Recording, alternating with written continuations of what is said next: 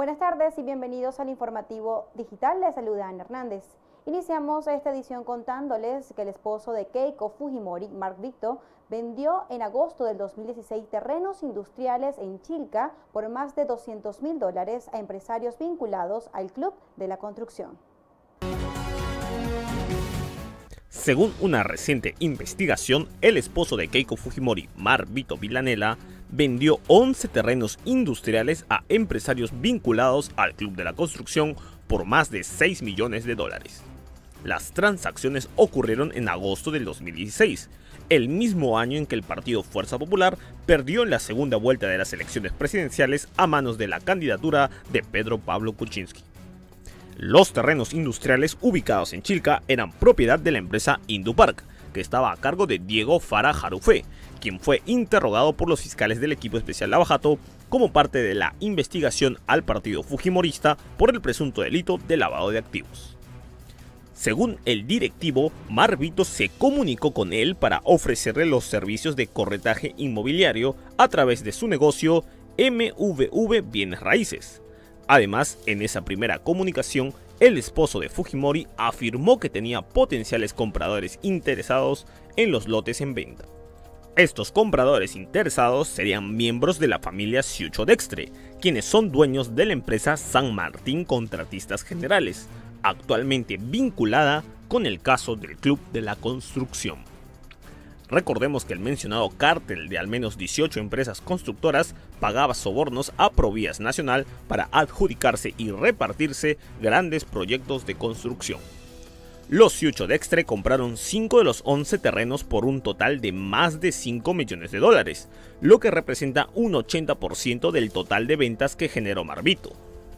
Cabe señalar que la mencionada familia empresarial no es ajena al fujimorismo. En la campaña presidencial del 2011, ellos figuran como aportantes. Además que el presidente de la empresa San Martín Contratistas Generales, Julián Ciucho, postuló al cargo de regidor del distrito de Surco con el partido Fuerza Popular y es señalado por el exsecretario de esa organización, Jorge Yoshiyama Sasaki, como uno de los asistentes a las reuniones secretas con altos directivos de importantes compañías nacionales para que entreguen 1.000 soles para la candidatura de Keiko Fujimori a la presidencia en el 2016, en donde también estaba presente Mark Victo. Incluso, los Ciucho Dextre son dueños del local ubicado en la avenida Manuel Holguín, en Surco, donde presuntamente se organizaron los cócteles que sirvieron como financiamiento para la campaña fujimorista del 2016. Este caso se encuentra actualmente en investigación por el Ministerio Público y es el que mantiene a Keiko Fujimori con una orden de prisión preventiva por 15 meses. Estos negocios de Mark Victo Villanela transcurrieron entre agosto del 2016 y mayo del 2018. Gracias a su labor como extraordinario vendedor, el esposo de la ex candidata presidencial obtuvo una ganancia de más de $200.000. Esto podría plantear la hipótesis de una cercanía entre los compradores con el fujimorismo y una nueva modalidad para ocultar aportes ilícitos que provendrían de la empresa Odebrecht. Un caso más que involucra al largo proceso de Keiko Fujimori y en esta ocasión también a su esposo, el siempre mediático Mark Victo Villanela.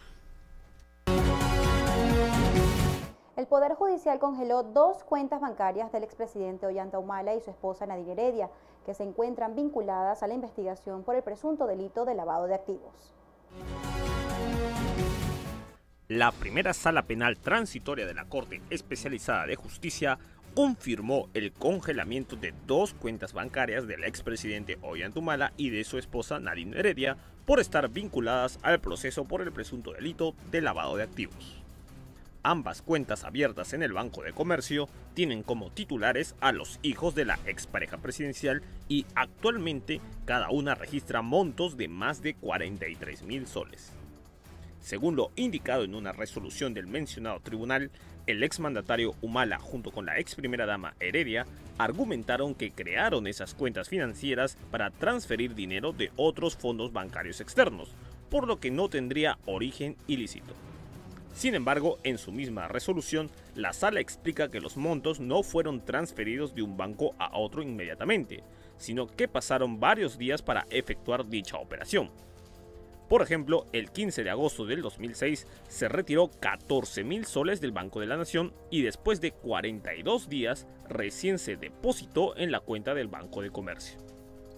Lo mismo sucede con otro monto de más de $10.000 retirado del Banco Vice, actual Scotiabank, que fue depositado recién 21 días después en las ahora congeladas cuentas.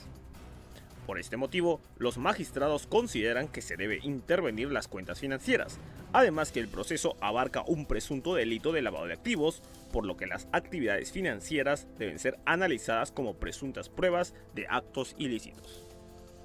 A la expareja presidencial se le acusa de recibir dinero ilegal de parte del gobierno venezolano el 2006 como aporte para su campaña presidencial de ese año, además de la investigación adicional que posee por también recibir presuntamente $3 millones de la empresa Odebrecht para la campaña del 2011, en donde el Partido Nacionalista ganó con Ollantumala a la cabeza.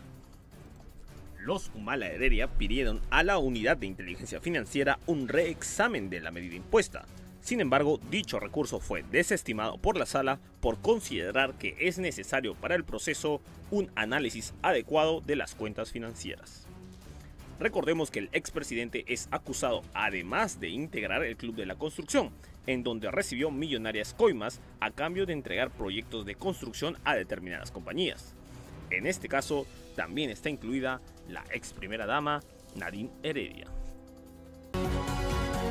El juez supremo César San Martín señaló que la próxima semana se resolverá si declara procedente o no el pedido de extradición contra el expresidente Alejandro Toledo y su esposa Elian Karp por el caso Ecoteva. Hay una resolución que lo declara reo contumaz al señor Alejandro Toledo, 1092, emitido por la Cuarta Sala en noviembre del año 2019. Es una resolución que nosotros la impugnamos, no la impugnamos, deducimos la nulidad de la resolución, porque la Cuarta Sala o las salas superiores solamente pueden declarar reo contumaz cuando el acusado no concurre a la audiencia, no concurre a juicio. Ese es el presupuesto que establece el Código de Procedimientos Penales en el artículo 210. El otro supuesto donde una persona puede ser declarada reo contumaz la tiene el juez, en aplicación del artículo 121, inciso A, que establece que el juez puede declarar reo contumaz cuando la persona no concurre a juicio o no comparece teniendo una medida, en este caso, de coerción, privativa de libertad. La Sala, ¿qué cosa ha hecho? La Sala ha querido remediar un error que se detecta después de 3 años, porque el expediente sube en septiembre del año 2017 y lo declara reo contumaz al señor Alejandro Toledo. Hemos pedido la nulidad de esa resolución porque consideramos que hay una vulneración al debido proceso, pero no ha sido resuelta. Sin embargo, se ha tramitado este cuadro de extradición. En el caso de Ecoteva, existe acusación. La señora representante del Ministerio Público nos ha hablado de la acusación, y es cierto, en el requerimiento se habla de denuncia o autoprocesamiento y acusación, y nosotros sostenemos, no existe acusación. Hay una acusación presentada por el fiscal en junio del año 2019, nos corrieron traslado en octubre, formulamos observaciones, control de acusación, pero hasta el día de hoy no resuelve la Sala. No sé si ha corrido traslado, no ha señalado fecha para inicio de juicio, simplemente hay un silencio. Y hoy nos sorprendemos que esa etapa del control de acusación ha sido salteada. Y sin embargo, se empoderan y en su requerimiento ponen de acuerdo a la acusación. Y nosotros consideramos que ahí hay una vulneración al debido proceso, que sería razón para que esto vuelva a la Cuarta Sala a que haga un saneamiento procesal, porque no se puede pretender una extradición con esos vicios. Lo que quiero saber es ¿qué testigo, aparte de la declaración de los colaboradores o aspirantes, que no lo sé, existe. El notario de Panamá, también hay documentos de la constitución de confiado, ¿no? De la empresa confiado. También están los documentos de la constitución de las empresas de Costa Rica, ¿no? También obran como documentos aquí en el cuaderno de extradición. Están los documentos también de la ruta del dinero, conforme también lo ha dicho el abogado de la defensa. Es toda la ¿Y esas declaraciones y documentos Suiza vinculan al señor Toledo de modo puntual? Sí, en las declaraciones sí lo vinculan al señor Toledo. Declaraciones sí. ¿Y la prueba documental? Sí. La prueba documental, finalmente lo que vinculan son las cuentas de la señora Eva Fernenbuch, que es la suegra del señor Toledo, ¿no? Entonces, solamente aclarar, señor miembro de la sala, que Los hechos referidos a las otras empresas, como ha mencionado la defensa del señor Toledo, de Warburg, Trowbridge y Overseas, son hechos que corresponden a la otra carpeta del caso Interoceánica, por el cual ya se declaró procedente el pedido de extradición. No se trata de los mismos hechos conforme se ha dicho acá. Pero independientemente de eso, señores miembros de la sala, en esta audiencia de extradición, casualmente hechos, pruebas y contradictorios no es lo que se discute, sino si se cumplen o no los requisitos del tratado, y consideramos que sí se cumplen los requisitos del tratado para que se declare procedente el pedido de extradición del señor Alejandro Toledo. Muy bien, vista la causa, la sentencia consultiva se emitirá inmediatamente.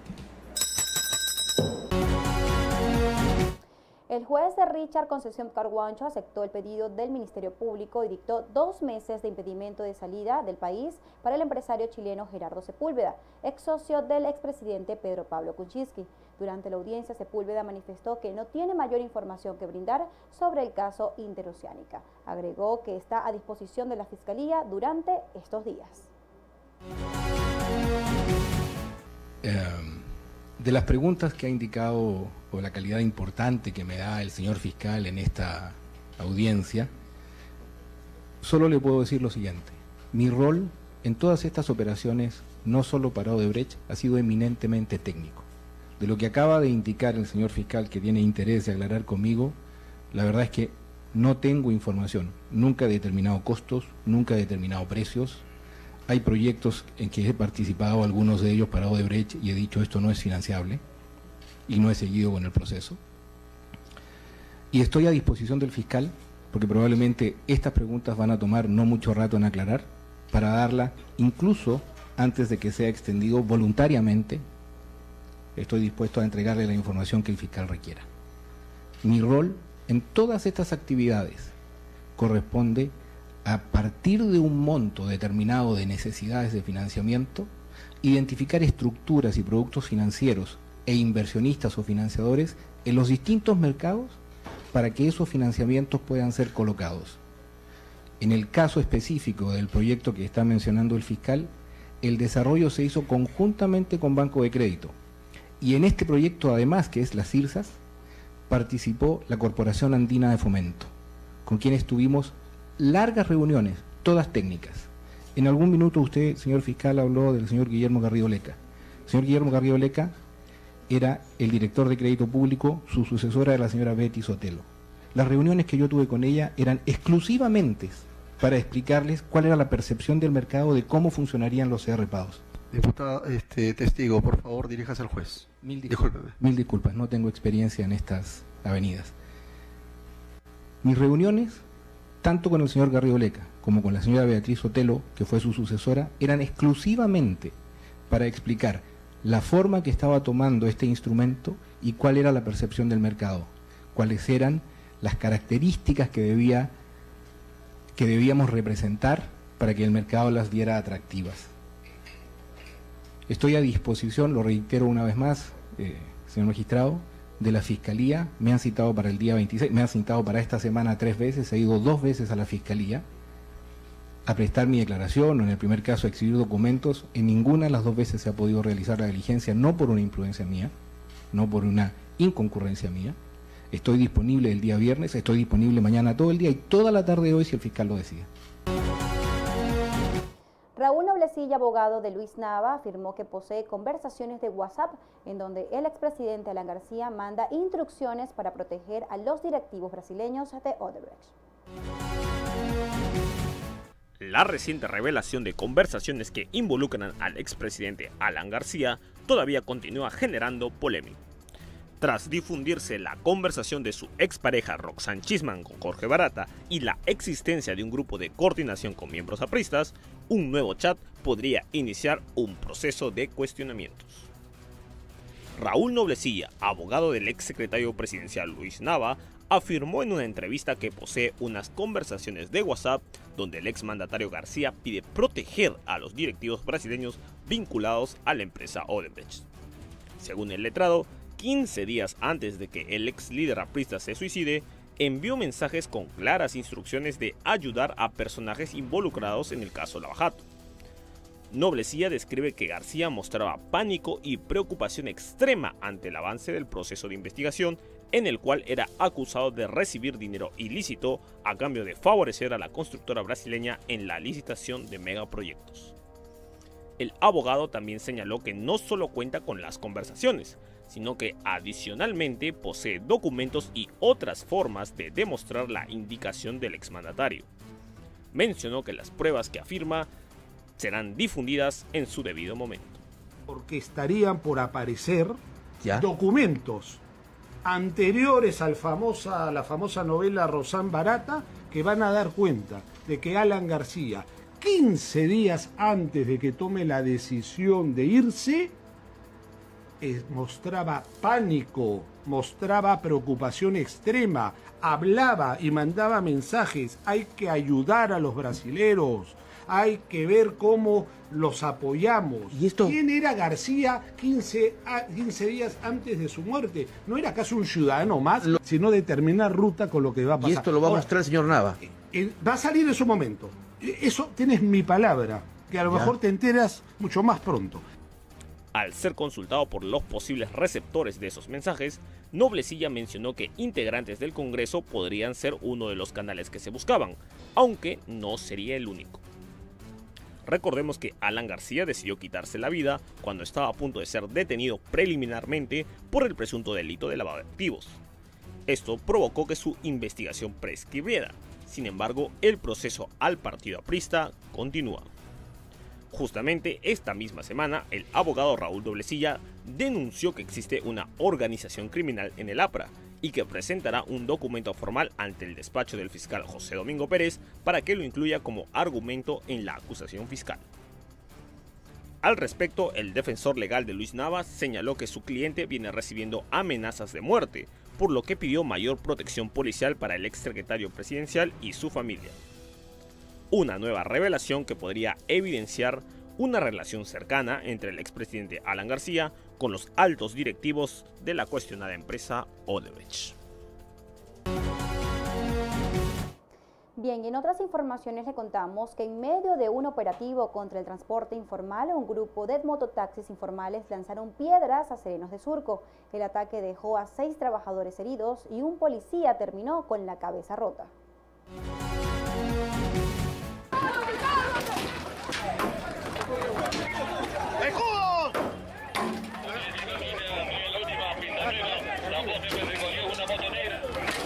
Un grupo de mototaxistas informales, entre ellos venezolanos, protagonizaron una brutal agresión, atacando con piedras y palos a los agentes de la Policía Nacional y personal de la Municipalidad de Surco, durante un operativo contra el transporte informal.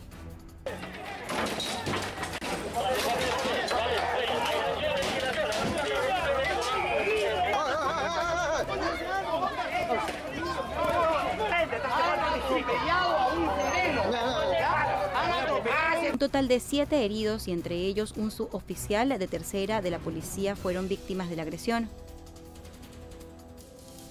La trifulca comenzó cuando uno de los motorizados venezolanos, identificado como Walter Brians Bahamón de Balsa, huyó a toda velocidad con una pasajera que se encontraba dentro de la unidad, desde la zona San Roque en Surco hasta San Juan de Miraflores, para evitar que los efectivos policiales le solicitaran su documentación.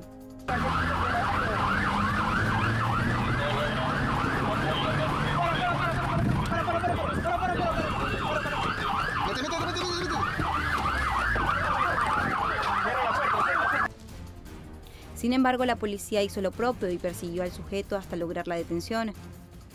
La joven que iba en el vehículo bajó llorando con la ayuda de los fiscalizadores, quienes la tuvieron que calmar y poner en buen recaudo.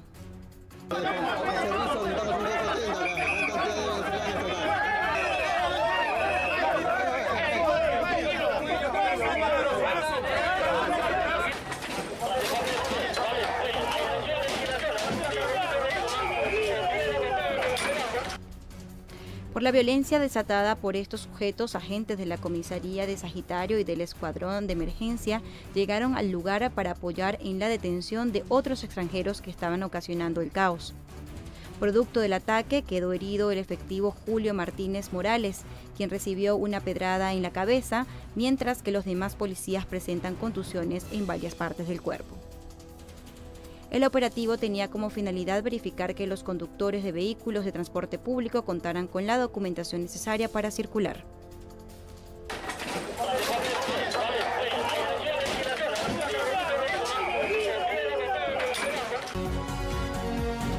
Y una mujer de 49 años fue asesinada de un balazo en la cabeza en el cuarto que alquilaba en el Angustino. Acaba de matar a una persona, una chica, con un disparo, ¿no? Y las personas han huido en moto. Entonces, el cuerpo está dentro de la vivienda. Una mujer de entre 49 años fue asesinada de un balazo en la cabeza en la puerta de la casa que alquilaba en el Angustino por 3 sujetos armados que descendieron de una moto. Los criminales aguardaron a la víctima, identificada como Carmen Isolina Bazán Quirós, en una bodega ubicada a 10 metros de donde vivía. Minutos después, al percatarse que la mujer abría la puerta de la vivienda, le propinaron sin compasión 2 disparos en la cabeza. Su muerte fue instantánea. El comandante de la policía, David Isacir, de la comisaría del Angustino, informó que se investiga un presunto ajuste de cuentas. Familiares de la víctima llegaron al lugar, pero se negaron a dar declaraciones a los medios de comunicación. Los agentes policiales iniciaron operativos en la zona para dar con el paradero de los asesinos. Y fue identificado el cuerpo que fue hallado en una caja cerca al mercado de frutas en La Victoria.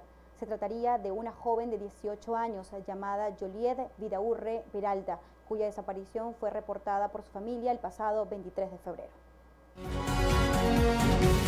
Este martes, el cuerpo sin vida de una joven fue hallado dentro de una caja cerca al mercado de frutas en el distrito de La Victoria. Según los testigos, un camión habría arrojado la caja en horas de la madrugada y se retiró rápidamente del lugar. El cadáver fue identificado como el de Juliet Vidaurre Peralta, de 18 años, cuya desaparición fue reportada por su familia el pasado 23 de febrero. Su madre aseguró que la vio por última vez cuando salió de su casa en San Juan del Lurigancho, rumbo a una reunión. Según el especialista de la morgue central de Lima, indicó que la joven falleció varias horas antes de ser encontrada por un reciclador a la altura de la cuadra 6 del jirón Enrique Nerini.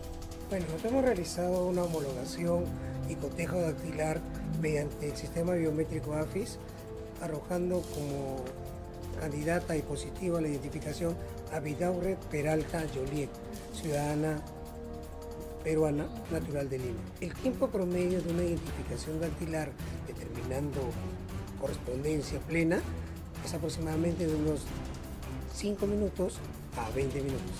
La morgue central de Lima recepcionó el cuerpo en manera idónea por la policía de su transporte y también cuerpo completo, ningún daño ni ninguna alteración o ausencia de las extremidades superiores e inferiores. La identificación de la víctima se realizó a través de un escáner biométrico conectado con su ficha de RENIET.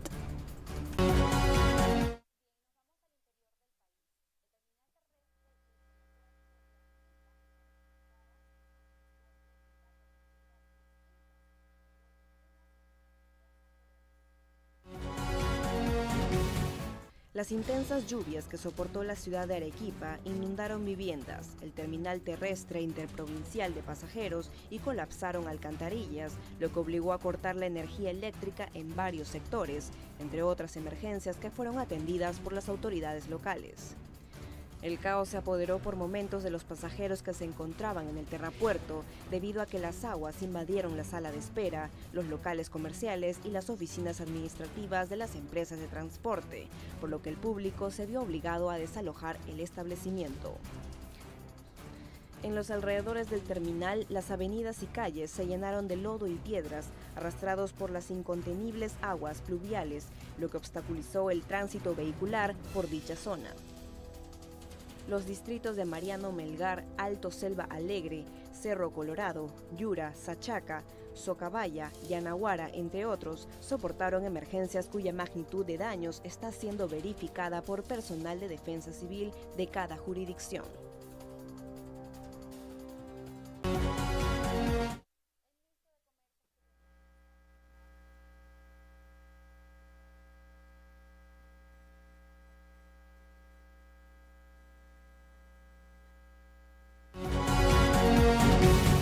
Sí, bueno, ya tenemos más claridad, ha sido un desprendimiento del nevado que ha caído en la laguna San Cantay y que ha derivado que la laguna obviamente desembalse y ha generado todo el movimiento de la masa que ha afectado. Yo estoy representando al Poder Ejecutivo acá, encabezando todo el esfuerzo del gobierno nacional.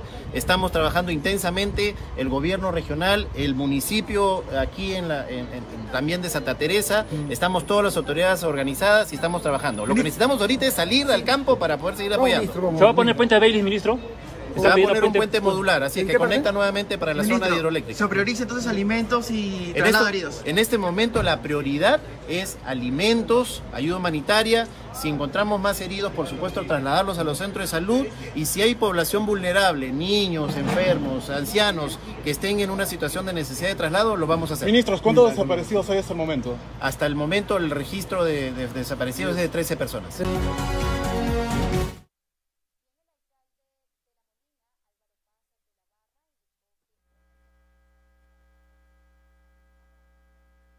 Lo avanzado en caso Peajes. Ante ello, esta comuna presentó una denuncia al Tribunal Constitucional del Perú por agravio constitucional.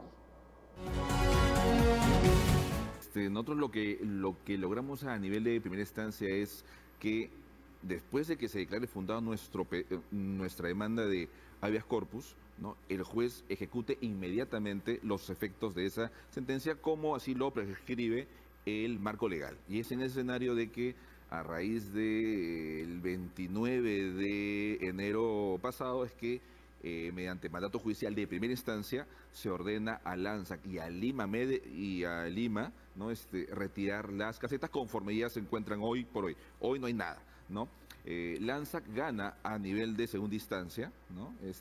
Logra revertir procesalmente hablando, ¿no?, y solicita a los pocos días el cese de la ejecución inmediata de los efectos de esa sentencia de primera instancia, ¿no? Lo que yo en su momento dije que era indebido. ¿Por qué? Porque la jurisprudencia y el marco normativo es claro de que los efectos subsisten hasta que el Tribunal Constitucional lo defina, o sea, ya concluyendo este proceso. En efecto, eso hace 2 días ya el juez de primera instancia, que es una resolución inapelable, ¿no?, ya ha confirmado lo que nosotros estábamos manifestando. Los efectos tienen que subsistir hasta que en definitiva se pronuncie el Tribunal Constitucional. Nosotros, después de la notificación de esa resolución de segunda instancia, teníamos 10 días útiles, ya hemos presentado el recurso de agravio constitucional, ¿no?, hace el día martes, Ayer lo hemos presentado, así que estamos a la espera de que la sala, ¿no?, en donde nosotros hemos perdido, eleve ese cuaderno al Tribunal Constitucional, y yo a nivel del Tribunal Constitucional voy a solicitar de que se declare este caso como emblemático y además la incorporación de la Defensoría del Pueblo, lo que esto amerita de que se tome pues un tiempo prudencial para que con razonabilidad el tribunal pueda resolver en definitiva. Ante la alerta lanzada por la Organización Mundial de la Salud para que el mundo se prepare por la posibilidad de una pandemia por el nuevo coronavirus, el Ministerio de Salud anunció que 5 hospitales en Lima se encuentran listos para albergar pacientes sospechosos de tener este virus surgido en Wuhan. No hay ninguna indicación de la Organización Mundial de la Salud para el cierre de fronteras. Y a través de inmigraciones venimos coordinando en las zonas de en la frontera todas las alertas de vigilancia epidemiológica. Y lo más importante, como ustedes ven en esta etapa que nos encontramos en el Perú, es recibir información adecuada, recibir información de qué vamos a hacer, cómo detectar un caso, y la importancia de aislarlo para evitar la propagación de la infección hasta tener la confirmación diagnóstica. En respecto a los casos que hemos tenido sospechosos, los connacionales que se encuentran en otros países han venido también, ustedes recordarán, los primeros casos eran estudiantes que habían estado en Wuhan, ¿verdad?, y que venían acá, estuvieron en Cusco y estuvieron aislados, y se creó todo un protocolo que permitió, a pesar que no tenían síntomas respiratorios, proceder con todo el protocolo de aislamiento hasta esperar la confirmación que no tenían la infección. En cuanto a que a través de relaciones exteriores no nos ha llegado ningún requerimiento para evacuar connacionales, que requieran una atención especializada. Recordemos que la mayor parte de casos se concentran en China, en Wuhan, donde tienen todo el despliegue para poder atender a los casos. Y también recordemos que 89% de los casos en promedio no están complicados. Entonces, una minoría de casos es lo que se complican, en lo que vemos en los hospitales.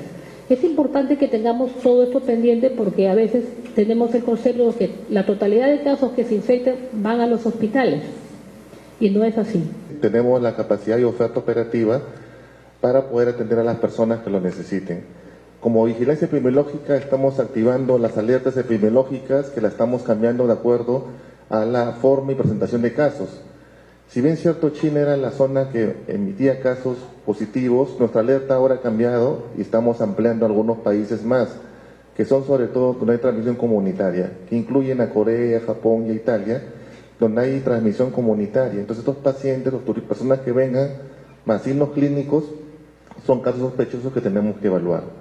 Seguimos trabajando con sanidad aeroportuaria de forma permanente, con la Autoridad Portuaria Nacional para el tema de los buques, identificación de casos, y hasta la fecha nos vamos reportando varias atenciones que se han realizado también en el aeropuerto. De esta manera estamos cubriendo de forma rápida los pacientes que tenemos. Tenemos también asegurado el transporte de aislamiento con el SAMU. Cuando hay un paciente que necesita un aislamiento en un hospital de contingencia, lo aislamos de forma rápida. El SAMU de forma inmediata lo lleva al centro de aislamiento que comentó la señora ministra. Y con el Instituto Nacional de Salud tenemos las pruebas rápidas, que tenemos suficientes pruebas para los peruanos. Es decir, tenemos la capacidad operativa y la oferta suficiente para cubrir en este momento todos los temas de coronavirus. En ese sentido es importante, solamente para finalizar, recalcar el tema de lo que es la etiqueta respiratoria. Es sobre todo el uso de jabón, agua, estornudar con el antebrazo. Es muy importante también lavarse la cara. Es importante también recordar que no deben automedicarse, por favor. Es importante cuando tengan un signo de alarma, más esto fuera del país, en las zonas que les he comentado, vayan a un centro de salud, los van a identificar y si tienen alguna posibilidad o sospecha van a ir a un centro de contención donde serán evaluados y diagnosticados de forma rápida.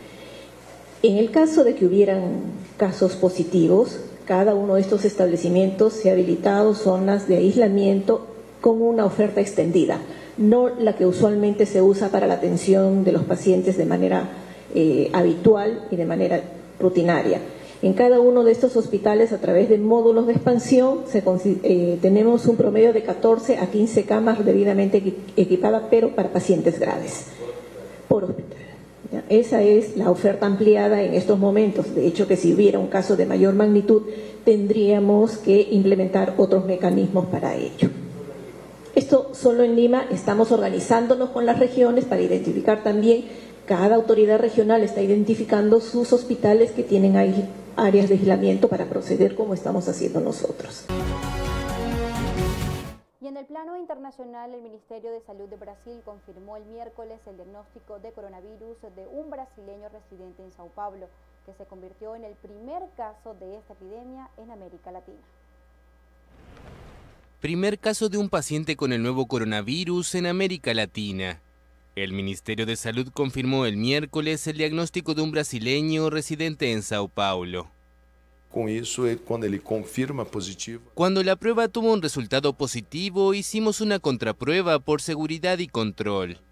Pero desde ese momento ya adoptamos las medidas, asumiéndolo ya como un caso en la práctica de atención médica con cuidados intensivos para él y sus contactos. De cuidado intensivo dele y dos seus contactantes. El paciente de 61 años presentó los síntomas de la enfermedad tras volver el 21 de febrero de la región de Lombardía, en el norte de Italia. Allí se ha registrado la mayoría de los casos de infección en este país europeo. Fuera de China, epicentro de la enfermedad COVID-19, hay unos 40 países afectados, con medio centenar de muertos y 2.800 casos confirmados de contagio. Los Juegos Olímpicos de Tokio 2020 se mantienen, afirmaron hoy los organizadores, cuando el gobierno japonés llama a anular o reducir los grandes eventos de masas de las próximas semanas por temor a la expansión del coronavirus. Los organizadores de los Juegos Olímpicos de Tokio 2020 dieron el miércoles un mensaje de tranquilidad ante la expansión del nuevo coronavirus. Respondieron así a las declaraciones de Dick Pound, un miembro del Comité Olímpico Internacional, quien dijo que se tomará una decisión sobre la disputa o no de los Juegos en los próximos 2 o 3 meses. Hemos visto reportes de que a fines de mayo sería la fecha límite para decidir el destino de los Juegos. Esto es algo en lo que nunca pensamos ni escuchamos. Cuando consultamos con el Comité Olímpico Internacional sobre esto, nos dijeron que no era su pensamiento. Los organizadores dijeron que examinarán la forma de responder a las peticiones del gobierno japonés de anular o de aplazar grandes eventos de masas o de reducir su envergadura en las próximas 2 semanas, con el fin de impedir la propagación del virus.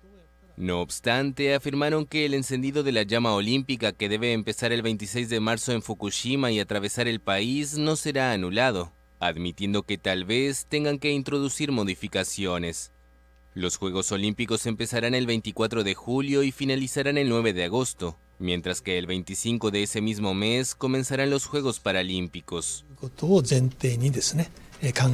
Corea del Sur anunció hoy miércoles 284 nuevos casos de coronavirus y suma ya 1.261 contagiados, aunque la inmensa mayoría de ellos siguen produciéndose en torno a la ciudad de Daegu, en el suroeste del país.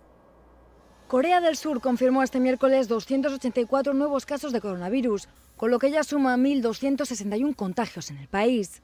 La mayoría de ellos siguen produciéndose en la ciudad de Daegu, situada al sureste de la nación, así como en la circundante provincia de Gyeongsang del norte, donde la secta religiosa Sincheonji ha sido el principal foco de infección.